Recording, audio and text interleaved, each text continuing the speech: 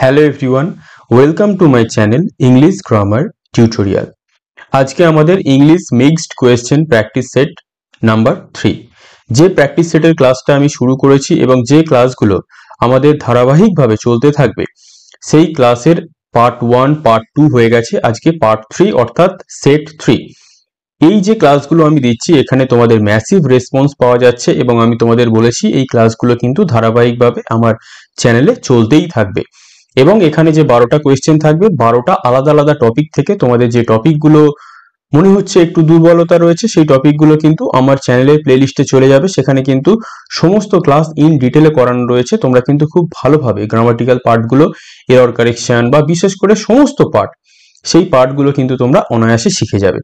আজকে আমাদের WBP KP PSC clerkship practice set 3, যেখানে আমরা 12টা কোয়েশ্চেন দেখে নেব। এখানে তোমরা জানো যে আমরা এখানে ক্লাস বেশি করি, কথা কম বলি। অনেকেই এখানে আমার ইউটিউব চ্যানেলে কমেন্ট করেছে যে স্যার আপনি এত ফালতু কথা না বলে শুধু ক্লাস করান, এটা খুব ভালো লাগে। এটা শুধু আজ বলে নয়, আমি যখন থেকে আমার ইউটিউব চ্যানেল স্টার্ট করেছি তখন থেকেই আমার মোটিভ একটাই, ফালতু কথা কম, কাজের কথা বেশি। সেটা আমার পেড ব্যাচে যারা স্টুডেন্ট আছে তারাও জানে। ঠিক আছে, তাই বেশি কথা বাড়াচ্ছি না, আমাদের প্রথম কোয়েশ্চেনে আজকে আমরা চলে যাচ্ছি। কি বলছে ফার্স্ট কোয়েশ্চেন? এটা একটা PQRS এর কোয়েশ্চেন আছে। PQRS এ আমরা জানি যে প্রথমটা এবং লাস্ট যা আছে তাই, এবং আগের যে দুটো সেট আমরা দেখেছিলাম সেখানে আমরা PQRS সেন্টেন্স কমপ্লিশন দেখেছিলাম। এখানে আমরা দেখব ইনসিডেন্ট কমপ্লিশন, অর্থাৎ একটা ঘটনা পরম্পরাকে আমাদের পরপর সাজাতে হবে। কি বলছে? A lot of people simply dump their rubbish in open bins. অনেক মানুষ আছে যারা নোংরাগুলোকে একদম খোলা জায়গায় ফেলে দেয়। তারপর কি বলছে? পিতে কি বলছে? all sorts of disease are carried by the flies. মাছির মাধ্যমে সমস্ত রোগ ছড়িয়ে পড়ে। then they come into the house, তারা বাড়িতে ঢুকে পড়ে, and infect uncovered food, যেসব খাবারগুলোকে কভার দেওয়া থাকে না বা মানে আনকভার অবস্থায় থাকে সেখানে তারা রোগ ছড়িয়ে দেয়। In this rubbish the flies breed and multiply. এইসব রাবিশগুলোতে ফ্লাইজ কি ডিম পাড়ে এবং সেখান থেকে তাদের বাচ্চা হয় এবং তারা বহুগুণে বাড়তে থাকে। Such carelessness invites flies to the rubbish. এই অবজ্ঞার ফলে ফ্লাইরা সেখানে এসে, মাছিরা সেখানে এসে বসে। কনজাম্পশন অফ সাচ ফুড, ওই ধরনের খাবার খেলে can only bring disease and sickness, শুধু আমাদের রোগ হবে। তাহলে আমরা কি ঘটনা পরম্পরা দেখলাম? আমরা PQRS অনুযায়ী সাজাবো যে 1 আর 6 সমান। তাহলে প্রথমে দেখলাম যে একে কি দেখলাম, যে নোংরা আবর্জনাতে, এবার নোংরাতে বা যে আবর্জনাগুলো রয়েছে সেখানে আমরা কি করছি? ওপেন জায়গায়, খোলা জায়গায় ফেলে দিচ্ছি। তারপরে কি আছে? এস আছে। এস হতে পারে কি? Such carelessness invites flies to the rubbish, হতে পারে যে এই ধরনের অজ্ঞতার ফলে সেখানে মাছি আসছে। তারপরে পি রয়েছে। পি হতে পারে কি? দেখা যাক, all sorts of disease are carried by the flies. তাহলে এখানে আমাদের হলো না, ঘটনা পরম্পরা মিলছে না। আর কি আছে? ইন দিস রাবিশ, তাহলে the flies breed and multiply. তাহলে আগে তো ফ্লাইদের সেখানে যেতে হবে, তাহলে এখানে এসটা কিন্তু 2 নম্বরে ঠিক আছে, কারণ নোংরা ফেলার পর সেখানে মাছিরা গেল। তাহলে এখানেও আর আছে, এটাও হবে না। তাহলে আমাদের ডিতে কিভাবে সঠিক হবে দেখা যাক, কারণ একটাই অপশন আছে। তাহলে এটা হয়ে গেল কি? আমাদের একের পর 2 হয়ে গেল, যে নোংরাগুলো প্রথমে আমরা বাইরে ফেলে দিলাম। সাচ কেয়ারলেসনেস, এইরকম অজ্ঞতার ফলে সেখানে কি মাছিরা আসছে। 3 নম্বরে তাহলে আর হয়ে যাচ্ছে। তাহলে এই রাবিশে মাছিরা কি করছে? ডিম পাড়ছে এবং সেখানে তাদের বংশবৃদ্ধি পাচ্ছে। সরি, তারপরে কি হচ্ছে? কিউ 4 নম্বরে চলে আসছে, যে দে কাম ইনটু দ্য হাউস, তারা বাড়িতে চলে আসছে, সেখানে জন্মগ্রহণ করলো, অনেক বৃদ্ধি পেলো, বংশ বৃদ্ধি পেলো, তারা বাড়ির ভেতর ঢুকে এলো, যে খাবারগুলো খোলা অবস্থায় রয়েছে সেখানে বসে রোগ জীবাণু ছড়িয়ে দিল।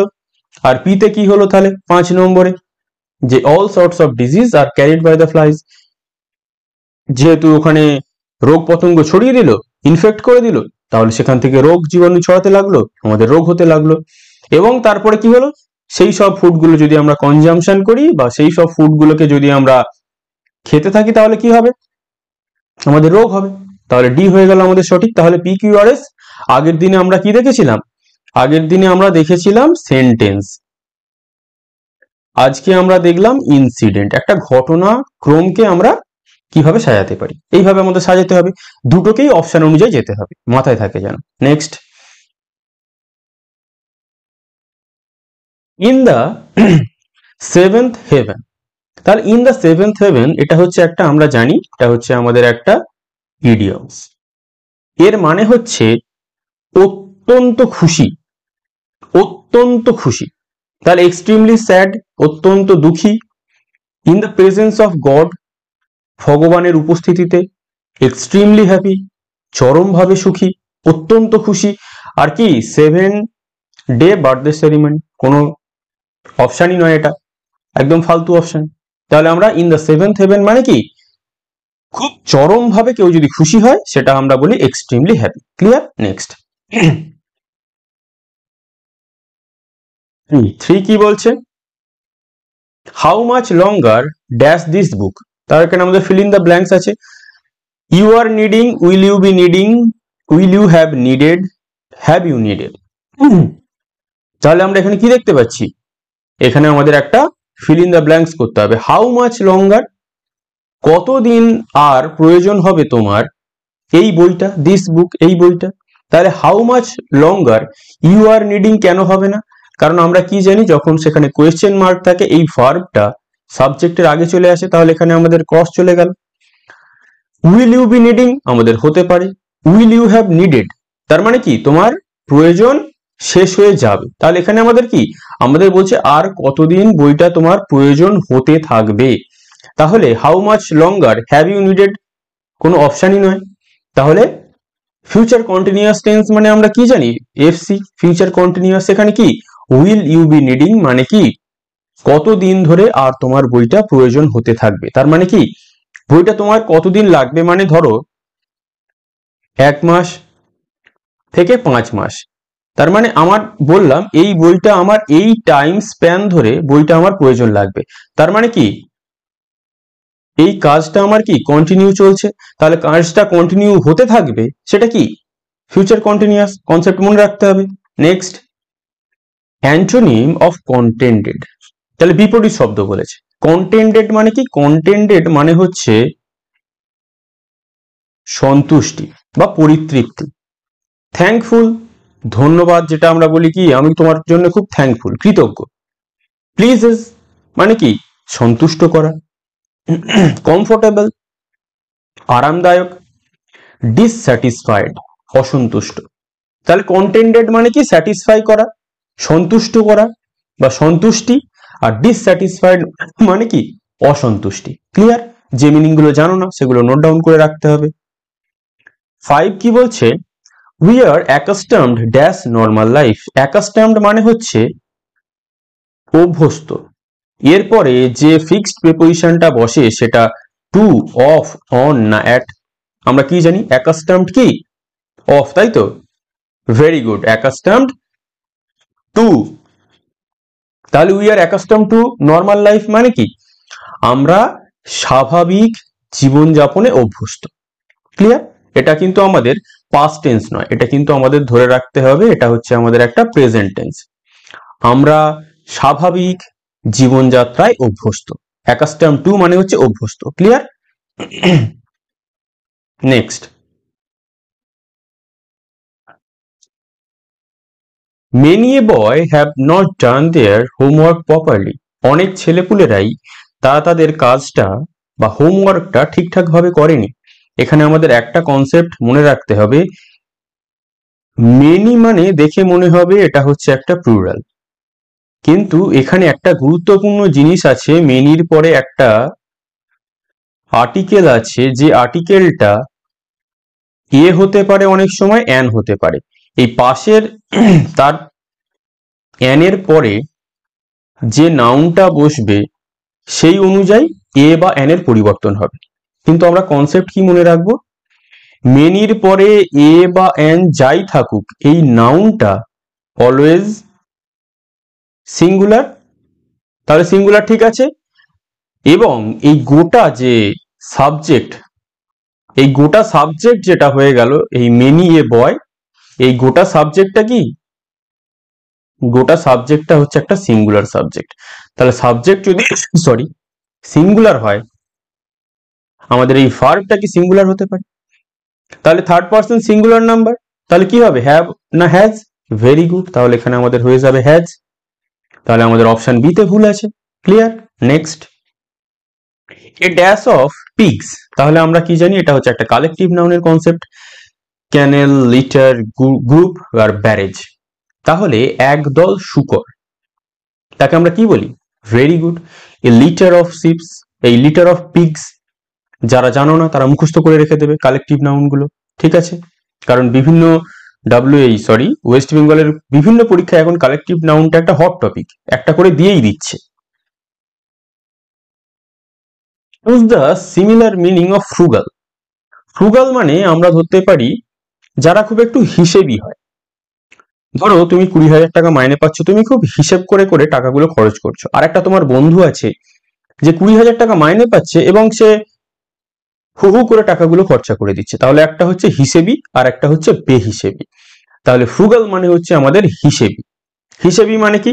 হাংরি মানে যে ক্ষুধার্ত, স্প্লেন্ডিড মানে খুব দারুণ, মিজারলি মানে শোচনীয়, ইকোনমিক্যাল। তাহলে ফ্রুগাল মানে হচ্ছে ইকোনমিক্যাল, অর্থাৎ ভেবে চিনতে বুঝে খরচ করা। ক্লিয়ার? নোট ডাউন করে রাখতে হবে যদি না মিনিং জানা থাকে। নেক্সট,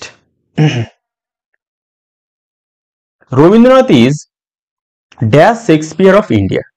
তাহলে এটা হচ্ছে আমাদের একটা কিসের কনসেপ্ট? এটা হচ্ছে আমাদের একটা আর্টিকেলের কনসেপ্ট। আর্টিকেলের কিন্তু সমস্ত ক্লাস করানো আছে। এর আগে আমরা এরর কারেকশনের, সিনট্যাক্সের কনসেপ্ট দেখলাম, সমস্ত ক্লাস কিন্তু আমার প্লেলিস্টে করানো আছে, তোমরা সেখান থেকে দেখে নিতে পারো, কোনো অসুবিধা হবে না। তাহলে যখন একটা প্রপার নাউনের সাথে আর একটা প্রপার নাউনের তুলনা করা হবে, তার মাঝে যে আর্টিকেলটা বসবে সেটা হচ্ছে ডেফিনিট আর্টিকেল। কি আর্টিকেল? Definite article. তাহলে Rabindranath is the Shakespeare of India, রবীন্দ্রনাথকে ভারতের শেক্সপিয়ারের সাথে তুলনা করা হয়েছে। ক্লিয়ার? কনসেপ্ট মনে থাকবে। এবং এর ডিটেলস কনসেপ্ট কিন্তু আর্টিকেলের ক্লাসে তোমরা পেয়ে যাবে, তোমরা প্লেলিস্টে গেলে ক্র্যাশ কোর্সে পেয়ে যেতে পারো, ঠিক আছে? Next, choose the correctly spelled word, অর্থাৎ কোনটা সঠিক যে আমাদের স্পেলিং সেটাকে খুঁজে বের করতে হবে। অ্যাক্সেসিবিলিটি, অ্যাক্সেসিবিলিটি মানে কি? অ্যাক্সেসিবিলিটি মানে হচ্ছে গ্রহণযোগ্যতা। গ্রহণযোগ্যতা বা কোনো জায়গায় যাওয়ার যে সক্ষমতা। তাহলে অ্যাক্সেসিবিলিটি বানান কি? ACCESSIBILITY। কোথায় আছে? অপশন এ তে রয়েছে, বাকিগুলো তাহলে আমাদের ভুল অপশন। ক্লিয়ার? যদি না স্পেলিংটা জানা থাকে তাহলে মুখস্থ করে রাখতে হবে। Next, there was no dash in the rain. তাহলে বৃষ্টির কি ছিল না? তাহলে এখানে কি আছে? নেগেটিভ আছে। বৃষ্টির কি ছিল না? দেখা যাক, তোমরা পেরে যাবে। লেট গো মানে কি? কাউকে ছেড়ে দেওয়া, এবং লেট অফ কাউকে মুক্তি দিয়ে দেওয়া, লেট ইন কাউকে ভিতরে আসতে অনুমতি দেওয়া, আর লেট আপ মানে কি? কোনো বিরাম না হওয়া। তাহলে বৃষ্টি কি ছেড়ে দিয়েছিল? বৃষ্টি কি ভেতর ঢুকে গেছিল? না বৃষ্টিটা থামছিল না? Very good. তাহলে there was no let up in the rain, তার মানে কি দাঁড়ালো? বৃষ্টি থামার কোনো নামই নিচ্ছিল না। ক্লিয়ার? তাহলে চারটে ফ্রেজাল ভার্ব মুখস্থ রাখতে হবে যখন যেটা এসে যায়। Next, change the narration. দেখা যাক কি বলছে চেঞ্জ দ্য ন্যারেশনে। চেঞ্জ দ্য ন্যারেশনে কি বলছে আমরা দেখে নিই, চলো। Frank said to Albert, how is your search for a new house coming along? তাহলে এখানে কি আছে? এখানে হচ্ছে আমাদের ইন্টারোগেটিভ সেন্টেন্সের ন্যারেশন চেঞ্জ রয়েছে। ন্যারেশন চেঞ্জের ফুল কোর্স করানো রয়েছে ক্র্যাশ কোর্সে, তোমরা পেয়ে যাবে। তাহলে সেড টু অ্যালবার্ট দেখে বুঝতে পারছি এটা আমাদের কোন টেন্স? Past tense. তাহলে প্রত্যেকটাতেই asked Albert, asked Albert, asked Albert আর ওয়ান্টেড টু নো আছে। তারপরে আমরা কি আছে দেখতে পাচ্ছি? WH ওয়ার্ড বা H দিয়ে আছে। তাহলে যখনই কোনো WH ওয়ার্ড দিয়ে থাকবে বা হাউ দিয়ে থাকবে, তখন কিন্তু আমরা কি জানি? ইফ বা ওয়েদার বসায় না, যেটা আছে সেটা বসিয়ে দিই। তাহলে প্রত্যেকটাতেই হাউ আছে, তাহলে প্রত্যেকটাই আমাদের সঠিক হতে পারে, প্রত্যেকটাই আমাদের সঠিক হতে পারে। তারপরে দেখা যাক, how is your search for a new house coming along. তাহলে এটা যদি পাস্টে থাকে সেটটা, তাহলে ইনভার্টেড কমার মধ্যে যেটা আছে প্রেজেন্ট আছে সেটা পাস্টে হয়ে যাবে। তাহলে কোথায় কোথায় পাস্ট আছে, আগে যেগুলো প্রেজেন্ট আছে সেগুলোকে কেটে দিই, এটা প্রেজেন্ট আছে, বাকিগুলোকে আমরা দেখতে পাচ্ছি কি পাস্টে রয়েছে। তাহলে এটা আমাদের কি ঠিক করতে হবে। আর আমরা কি জানি, যখন আমরা ডাইরেক্ট থেকে ইনডাইরেক্ট করি, যে ইন্টারোগেটিভ যেটা থাকে ইনভার্টেড কমার মধ্যে সেটাকে আমরা অ্যাসার্টিভে করে দিই। আর অ্যাসার্টিভ করে দিলে কি হয়, সাবজেক্ট ভার্বের এগ্রিমেন্ট কাজ করবে। তাহলে হাউ হিজ সার্চ সাবজেক্ট হয়ে যাবে। তাহলে যেগুলোকে ওয়াজ আছে সেগুলোকে আমরা কেটে দেবো। তাহলে এগুলো দুটোতে ওয়াজ আগে আছে। আর ওয়াজ কখন আগে থাকে, বা বি ভার্ব বা হ্যাভ ভার্বটা কখন আগে থাকে, যখন সেটাকে আমরা ইন্টারোগেটিভ কোয়েশ্চেন করি। তাহলে এটাকে ইন্টারোগেটিভ আছে সেটাকে আমরা ইনডাইরেক্টে ফুল স্টপ বসাতে হবে, অ্যাসার্টিভ করতে হবে। তাহলে আমরা সহজেই করে দেবো how his search for a new house was coming along.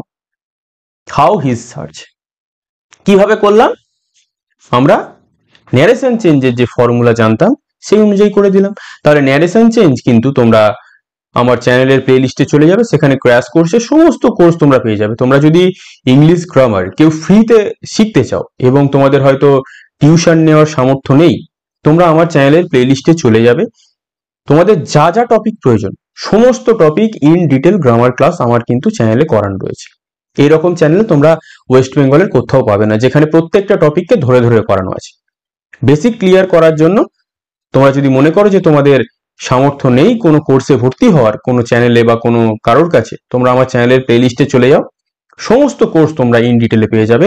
এত ভালো ফ্রি কোর্স তোমরা কিন্তু ওয়েস্ট বেঙ্গলে কোথাও পাবে না। ক্লিয়ার? তাহলে আজকে ছিল আমাদের সেট 3। এইভাবেই আমরা ধারাবাহিকভাবে একদম সেটের ক্লাসগুলোকে 12টা কোয়েশ্চেন, 12টা আলাদা টপিক এইভাবে আমরা কিন্তু করতেই থাকবো। অনেকে বলছো 20টা 30টা করে কোয়েশ্চেন, তাহলে ক্লাসের লেন্থ 1 ঘন্টা 1.5 ঘন্টা করে হয়ে যাবে, এতটা করার ভালোও লাগবে। এবং আমরা যে 12টা করে কোয়েশ্চেন করব 20 মিনিটেই রাখার চেষ্টা করব, এবং প্রত্যেক দিন 12টা আলাদা আলাদা টপিক থেকে কোয়েশ্চেন হবে। কোনো টপিক একটা সেটে দুটো হবে না, সব আলাদা আলাদা টপিক থেকে। যেটা তোমাদের মনে হবে যে এই টপিকটা তোমাদের একটু দুর্বল আছে, সেটা তোমাদের একটু স্ট্রং করে নিতে হবে পড়াশোনা করে। ঠিক আছে, তাহলে আজ এই পর্যন্তই। পরের সেটে খুব শীঘ্রই দেখা হবে। Thank you for watching.